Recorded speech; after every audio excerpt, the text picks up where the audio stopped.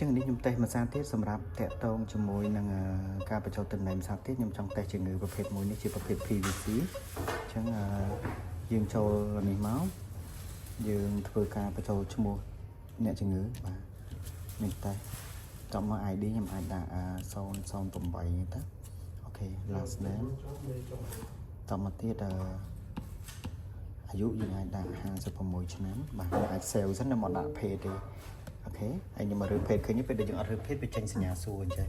យើងអាចរើសនៅលើនឹងបានបាទខ្ញុំយកថាគាត់ page ប្រុសអញ្ចឹងទៅអ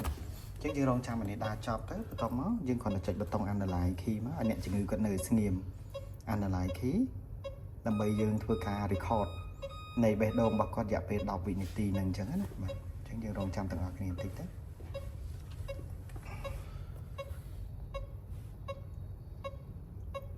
អូខេវាចាប់ផ្ដើមធ្វើការ analyze ហើយនេះវាបង្ហាញតកតងជាមួយនឹង report របស់យើងហើយបាទអញ្ចឹងការបកប្រែរបស់វា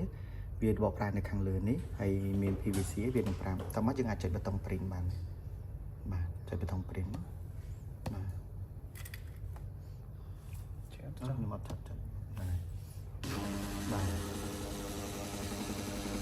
យើងដាក់ print ចេញហ្នឹង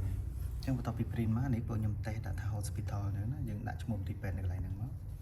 បាទអញ្ចឹងនេះព័ត៌មាននៃការបកប្រែមកវាចឹងគាត់ហែកกระดาษហ្នឹងបាទអូខេអ